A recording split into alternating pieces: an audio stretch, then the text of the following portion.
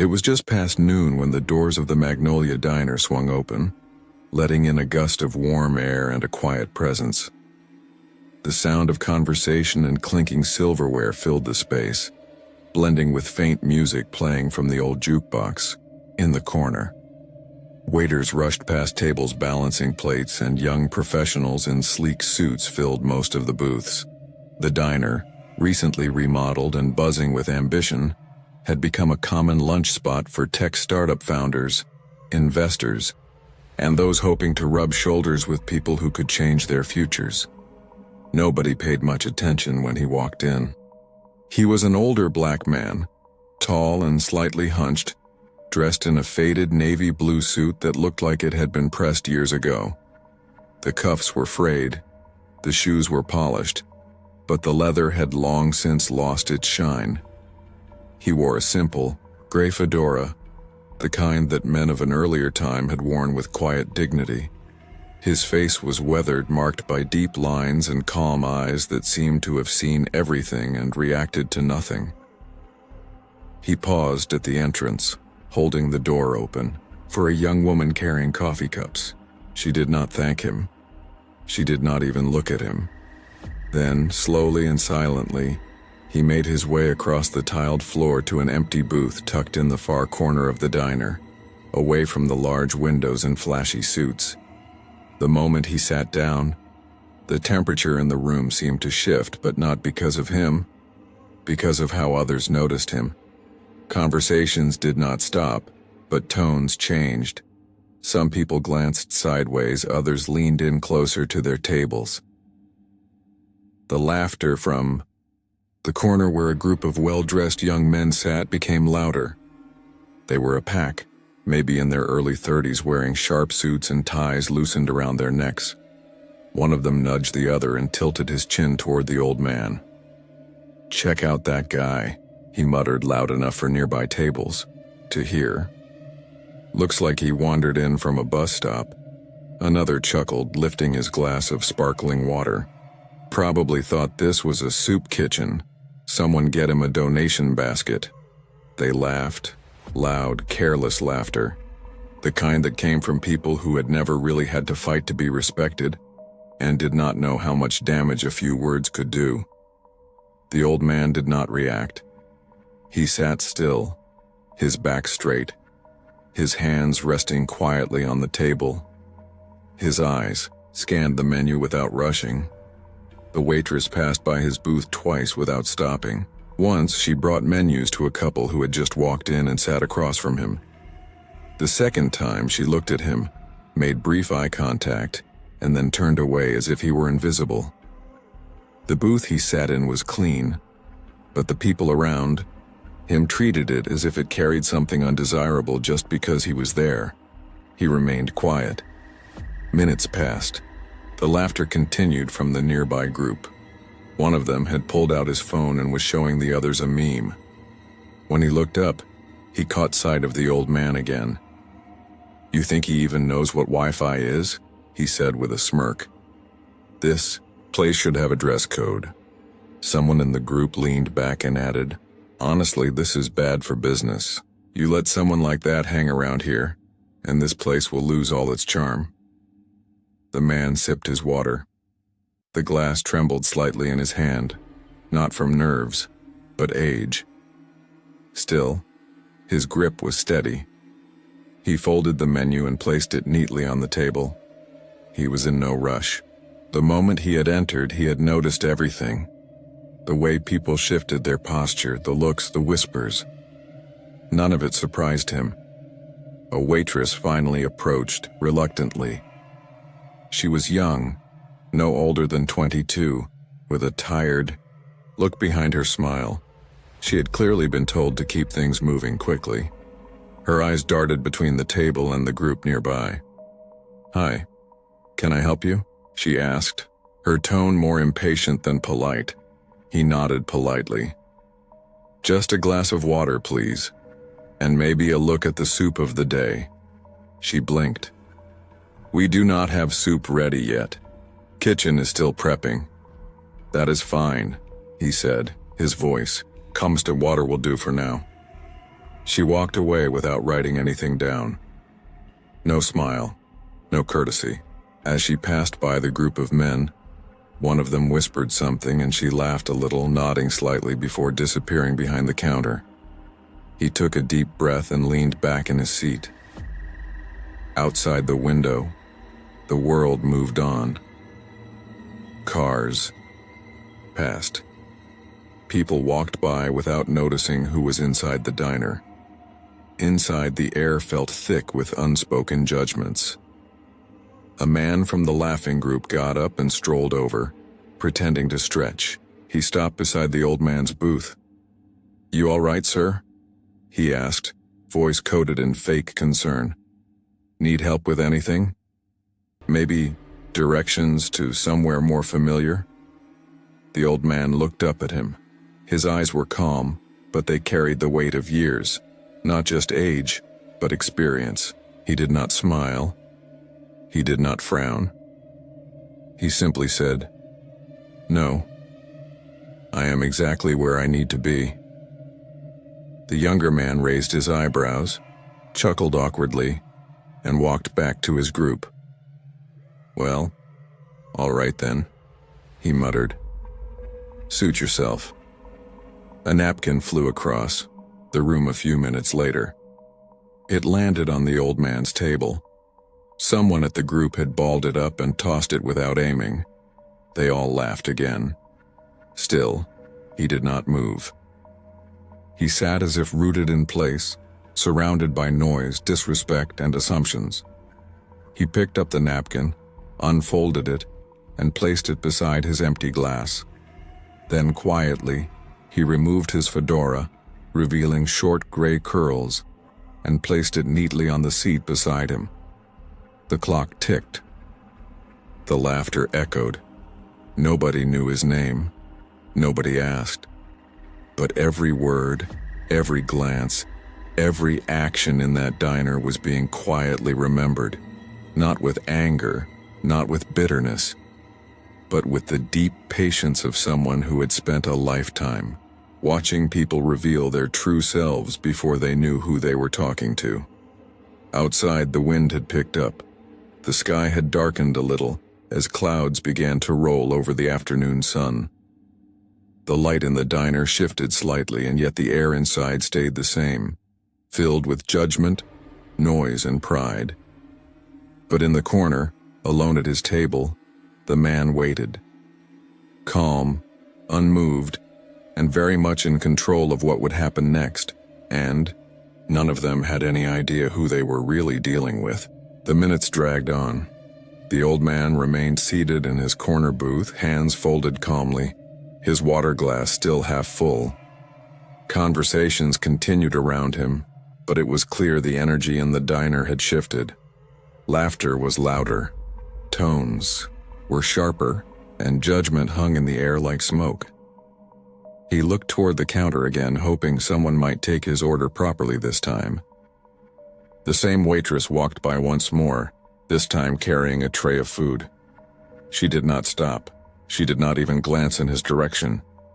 When he gently raised a hand to get her attention, she rolled her eyes as if he had just interrupted something far more important. She moved faster, not slower, pretending not to see him. He waited a few more minutes, then stood up quietly and walked to the front counter. His steps were slow but firm, the way a man walks when he has spent a lifetime carrying burdens without ever letting them show. When he reached the register, he stood there patiently until the young woman behind it finally noticed him. "Yes?" she asked, not rudely, but not kindly either. She was distracted, tapping on a screen and chewing gum. He spoke softly. "I have been waiting for some time. I was hoping to place an order." She blinked, surprised he had walked up himself. "Well, we are a little short-staffed today," she said quickly, her voice full of excuses. "I will try to send someone over when I can." "I understand," he said with a small nod. "Thank you." He turned and walked back to his booth, unaware, or perhaps fully aware of the stares following him. As he sat down again, the same group of young men nearby erupted into another round of mocking laughter. One of them, wearing a shiny watch and talking loudly on the phone earlier, leaned over toward his table. "You still here?" he said with exaggerated surprise. "Figured you would have moved on by now." Another one grinned. "Maybe he is trying to use the free Wi-Fi. I mean, he did ask for water. That counts as paying customer, right?" The old man said nothing. A third man from the group reached for a crumpled napkin and, without a second thought, tossed it toward the old man's table. It hit the edge and dropped to the floor. He laughed even harder at the weak throw. "Almost got it," he joked. The old man bent forward, picked up the napkin slowly and placed it beside his water again, exactly like before. Not a word came from his lips. Someone from another booth noticed the exchange but looked away quickly. Nobody wanted to get involved. Nobody wanted to say anything. The laughter continued, as though this moment, this small public humiliation, was some kind of entertainment. They were not drunk. They were not angry. They were simply arrogant, fueled by status, wealth, and the belief that someone who looked like that old man could not possibly matter. Moments later, the manager approached. He was a tall man with slicked back hair and a name tag that read Brett. His tone was casual, but his face said otherwise. He leaned slightly forward, resting his hand on the edge of the booth like he was trying to dominate the conversation before it even began. "Excuse me, sir," he said with a forced smile. "We have been pretty busy today. If you are not planning on ordering something soon, I may have to ask you to give up this booth. We have customers waiting." The old man looked up at him, his eyes calm. "I did ask to place an order. Twice. Yes, but my staff is doing the best they can. They told me you only asked for water. I said I would wait for the soup of the day," the old man replied. "And I did not complain once." Brett straightened up, his smile fading. "Look, I am not trying to be rude, but people come here for lunch, not for whatever this is. We run a business and I have to keep things moving." The words hung there. The old man simply looked at him for a long second. Then he said, "Are you asking me to leave?" Brett shifted uncomfortably. "I am just saying, if you are not going to order anything, then yes, maybe it would be better if you let someone else have the table." He said it loud enough for others to hear. It was a statement designed to reclaim control, to show the group nearby that he had taken charge of the situation. He expected the old man to stand up, apologize, and walk out quietly. But the man did not move. He remained seated. He picked up his glass and took a slow sip, then placed it gently back on the table. His voice, when it came, was calm and steady. "I will leave when I have finished my water." Brett was taken aback. He had not expected defiance. "Sir," the old man raised a hand gently, not to stop him, just to indicate that the conversation was over. "You asked me to order. I tried. You said your staff is doing their best. I understand. I am not in a rush. But I am not going to be pushed out simply because others here do not like how I look." A silence fell over the nearby tables. The men at the next booth laughed again, but it was quieter now, unsure. Brett opened his mouth to say something, then closed it. He turned and walked away, mumbling something under his breath. At the counter, the waitress leaned toward the group of men. "Is he still here?" she asked, half joking. "Still sipping water like he owns the place," one of them answered. "Maybe he thinks it is his boardroom." More laughter. But the old man did not laugh. He did not even glance in their direction anymore. His eyes were fixed on something else now. Not the room, Not the people, but something deeper. He knew exactly what he was doing. He was not here by accident. He had come to see something, and now he had seen enough. His fingers tapped lightly on the table once. Then he reached into his coat pocket and slowly pulled out a sleek black phone. It was not flashy. It was not meant to be. But it was expensive. Very expensive. The kind of phone that only certain people carried. The kind connected to secure lines and quiet influence. He pressed one number, waited. When the call connected, he spoke only a few words in a quiet, measured tone. "They failed," he said. "Pull the deal. Immediately." He ended the call. Nobody in the diner noticed what he had done. The manager had walked to the back. The waitstaff were pretending to be busy. The group of men were still talking, still laughing, still clueless. But something had already changed. The first domino had fallen, and what came next would echo far beyond this small diner and its careless judgments. The old man placed the phone back into his coat pocket and returned his gaze to the window. A child passed by holding her mother's hand. She looked inside and smiled at him. He smiled back, the first sign of warmth he had shown since entering. He sat still for a few more minutes, letting the moment stretch out. Then slowly, he reached for his fedora, placed it back on his head, and stood up. As he walked past the group of men, one of them noticed the phone still peeking from his coat and frowned. Something about it caught his attention, but before he could speak, his own phone buzzed on the table. He picked it up. His expression shifted instantly. Another phone buzzed, then another. All at once the group went quiet. Brows furrowed, mouths opened in disbelief. The air changed, but the old man did not look back. He walked to the door slowly, calmly. No drama, no speech, no revenge. Just one man, moving through a world that thought too little of him, until it was too late. And as he stepped out into the light, leaving behind a room filled with regret and confusion, the truth began to unravel behind him. Quietly, completely, and without mercy. The old man had barely stepped outside the diner when the ripple began. He paused for a moment at the edge of the sidewalk, squinting against the late afternoon sun, as if feeling the weight of what had just occurred. But his face remained calm, his eyes distant and unreadable. Across the glass pane behind him, those who had mocked him moments earlier still sat, unaware that their world had just tilted. The call he made had lasted less than 10 seconds. The voice on the other end had said nothing, not even a question. That silence was enough. Because when a man of his stature speaks those words, "Pull the deal," it means something absolute, something final.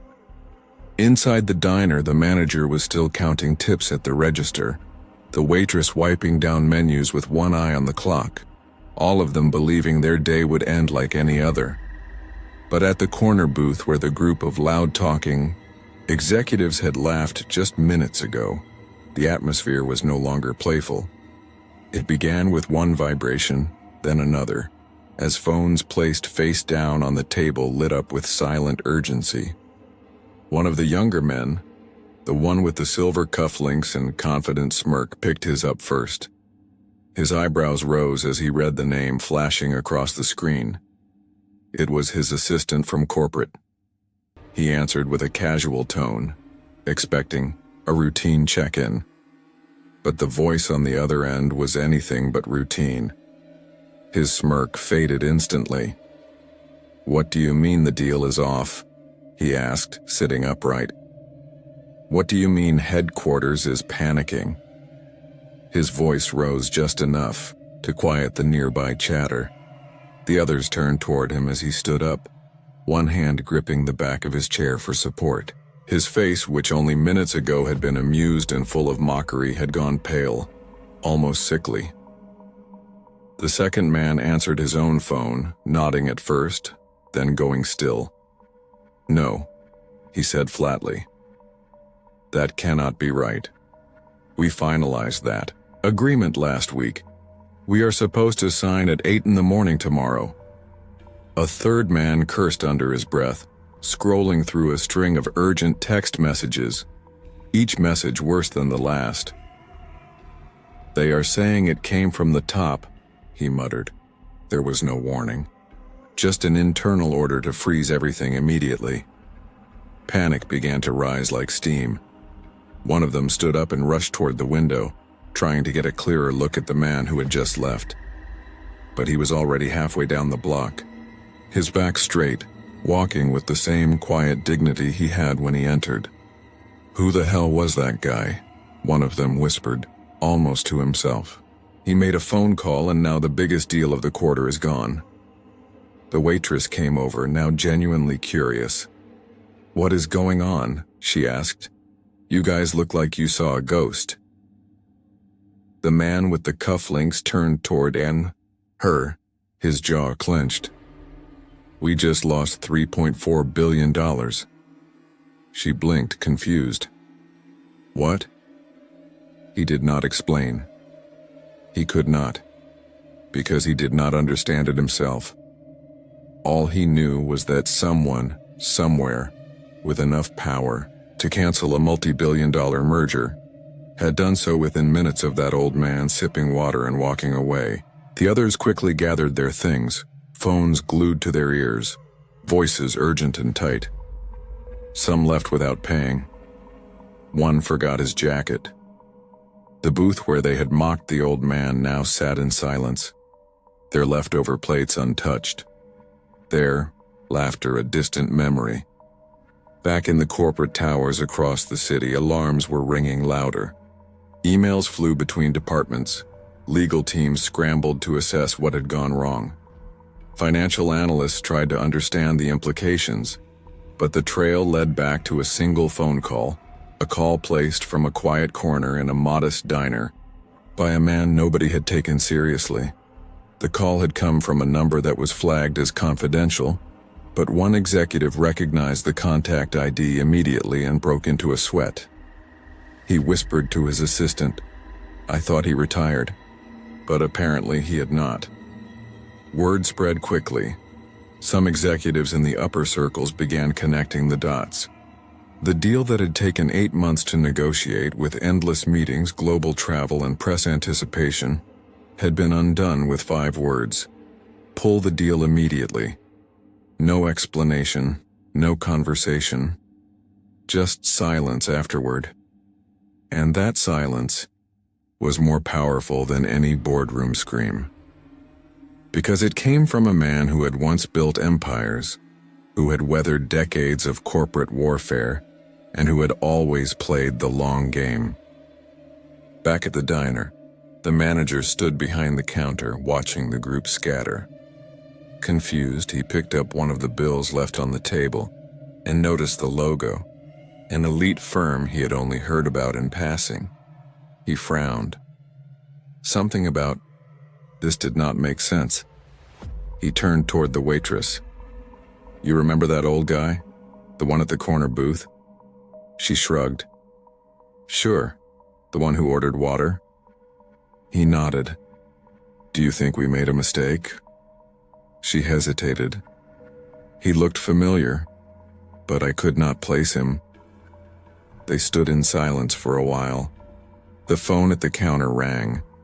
Brett answered it, expecting a customer, but the voice was unfamiliar, professional. "Good afternoon, this is Clarendon Holdings. We are calling to confirm that our client, Mr. Langston, was treated with respect during his visit earlier today. Would you care to comment?" Brett froze. The name hit him like a punch to the gut. He had heard of Langston before, not just in passing, but in conversations where people whispered about boardroom legends.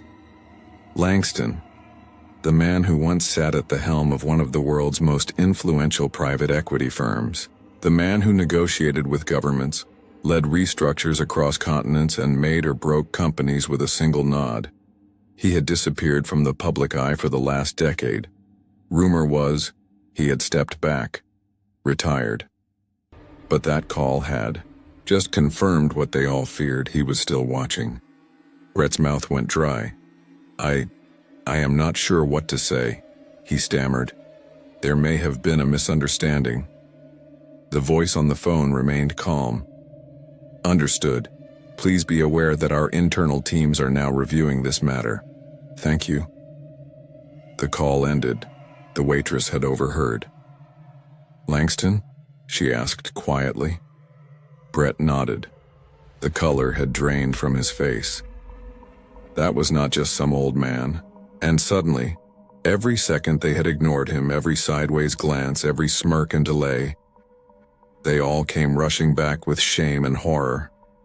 Across the street, the old man, now confirmed in their minds as Langston, stepped into a sleek black car that had just pulled up without a sound. The driver opened the door without a word. Langston took one last look at the diner. His expression was unreadable. Not angry, not smug, just tired. Tired of being underestimated. Tired of proving himself. But today, he had not needed to raise his voice. He had not needed to fight. All it took was a call, a quiet, deliberate call that changed everything. As the car pulled away, the people inside the diner were still staring out the window, not knowing whether they had just witnessed a lesson, a warning, or the quiet revenge of a man they should never have judged. But one thing was certain: the deal was gone, and so was the dignity of those who believed that power only wore expensive suits, walked with loud voices, or carried corporate titles. True power, they had just learned, moves in silence, and it never asks twice. The silence in the diner was suffocating now. Not the usual pause between conversations or the lull before the evening crowd. This was a different kind of silence. A thick, heavy quiet that wrapped around every table, every chair, every breath. Those who had laughed earlier were now rigid in their seats, their faces pale, their phones forgotten. Only the ticking of the wall clock seemed to continue, steady and indifferent to the panic slowly blooming in the room. Then, as if time itself had to acknowledge the weight of the moment, one of the younger executives stood up. His hands trembled slightly, but his face struggled to maintain composure. He took a cautious step toward the exit, toward the man who had just left but remained briefly at the curb, speaking quietly to his driver. The executive cleared his throat, but his voice cracked when he finally spoke. "Sir," he said, his words low, reverent, even fearful. I believe I know who you are. Are you Mr. Langston? From Unity Corp? The name floated across the room like a hammer dropped in a quiet church. Mr. Langston, Unity Corp. And then it hit, each of them like a blow to the chest. Unity Corp, the multinational titan with fingers in aerospace, defense, tech, and infrastructure.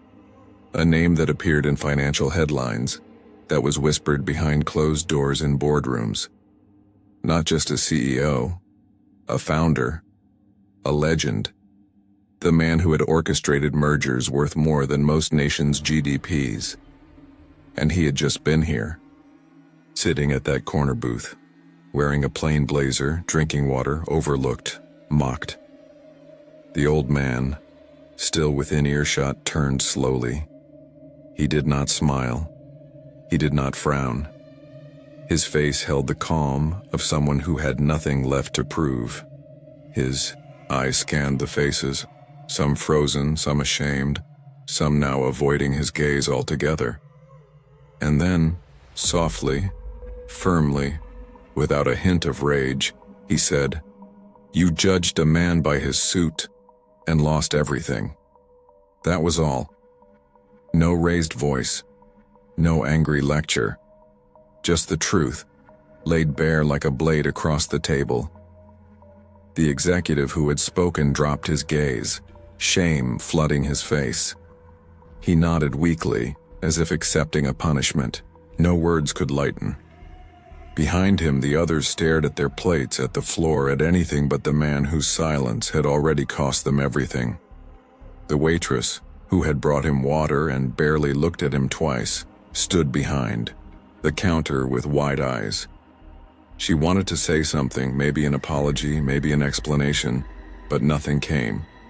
What could she possibly say to a man whose name shook the markets and whose silence had just undone months of work?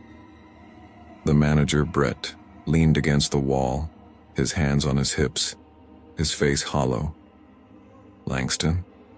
He whispered again to himself. The name seemed too heavy to say out loud. Somewhere in the corner of the diner, a young couple who had overheard everything sat quietly, their food untouched. They looked at each other with awe. They had watched it happen. Watched a giant walk among men and be dismissed like he was no one. The man who had spent his career building bridges between nations, companies, and people had been treated like a nobody. Until now. One of the older patrons near the window, who had said nothing all afternoon, suddenly pushed back his chair and stood up. He walked over to Mr. Langston and extended his hand. "I know who you are, sir. I have followed your work for years, and I am sorry for how you were treated here today." Langston shook his hand gently. "Thank you," he said. "No more. No less." The old patron nodded and stepped back, giving space. Slowly, others began to realize the magnitude of what had just occurred. The weight of their ignorance hung over them like a fog. They had mocked his clothes, questioned his order, laughed behind his back. And all the while, the man sitting there had held the fate of a $3.4 billion deal in his hands. Now, it was gone. Just like that. Not with a bang, but with a whisper. A decision made quietly and acted upon swiftly. Outside, across the street, reporters had begun to gather. Word had already begun to leak. A deal this big did not die quietly. Someone had whispered a name to the press, and cameras were already being pointed toward the diner. Flashes lit up through the windows. Inside, people ducked instinctively, but Mr. Langston remained still. He had been here before. Too many times. He had walked through storms fiercer than this. A few steps behind, one of the executives, no longer confident, no longer smug, rushed forward. "Please, Mr. Langston," he said. "It was a misunderstanding. If you allow us a meeting, we can make this right." Langston turned his gaze to the man, and the executive flinched. "You do not make it right with apologies after the damage is done," Langston said. "You make it right by treating people with dignity before you know who they are." The man had no answer. He stepped back. Langston reached for the car door, but paused again. "All my life," he said, voice calm but filled with something deeper. "People have judged me by my skin, by my age, by my clothes. But I did not rise because I shouted louder. I rose because I watched, I learned, and when the time was right, I acted. No one moved. You thought I was beneath you. Today you saw the cost of that mistake." Then he stepped into the car. The door shut quietly. The engine hummed to life. The car pulled away slowly, leaving behind a diner full of stunned silence, shattered egos, and a truth too sharp to ignore. Back inside, the manager looked around the room. It no longer felt like his diner. It felt like a courtroom after a verdict. The executives sat in shame, their futures uncertain. The waitress leaned against the wall, trying to make sense of what had just happened. and the booth where Mr. Langston had sat remained empty, except for a folded napkin and a single untouched glass of water. The truth had been revealed not with press releases or headlines, but with presence. The quiet kind that does not need to shout. The kind that can undo everything with one sentence. In that small diner on a regular day, an empire shifted, reputations crumbled, and the world saw that the real power does not always come wearing a tailored suit. It sometimes walks in alone, sits in silence, and watches until the moment arrives. The sun had not yet risen the next morning when the headlines began to flood every major news outlet. What had begun as a quiet exchange in a humble diner had now exploded into a national story. Black billionaire CEO canceled $3.4 billion deal over diner disrespect, the title screamed in bold font. Social media platforms lit up with commentary, reactions, and debate. People were shocked, outraged, inspired. Clips from nearby surveillance footage and a few blurry cell phone photos were shared millions of times, each accompanied by disbelief that the man in the plain gray blazer, whose only request was water and silence, was in fact Preston Langston, founder and CEO of Unity Corp. He had not worn a badge or needed an entourage. He had walked into that diner the way he had built his company, with quiet resolve, discipline, and humility. The news did not merely focus on the money lost, though the $3.4 billion collapse sent shockwaves through the business world.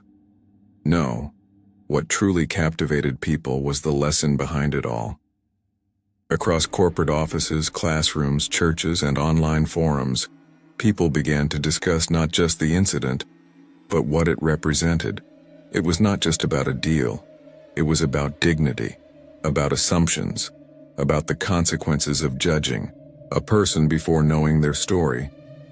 The diner, once a modest establishment tucked between a hardware store and a florist, now stood at the center of a storm.